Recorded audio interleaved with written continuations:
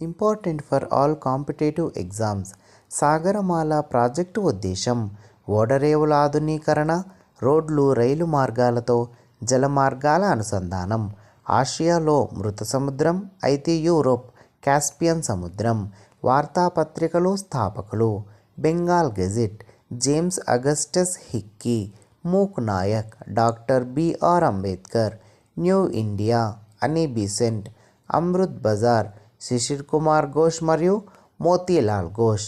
విటమిన్లు, వాటి రసాయన నామాలు: విటమిన్ ఏ రెటినాల్, విటమిన్ బి12 cyanocobalamin, vitamin D calciferol, vitamin E tocopherol.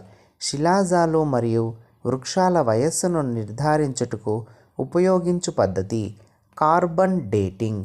క్రింది వారిలో 2025 పద్మ విభూషణ్ గ్రహీతలు: దువ్వూరి నాగేశ్వరరెడ్డి, కుముదిని లాఖ్య, లక్ష్మీనారాయణ సుబ్రహ్మణ్యం.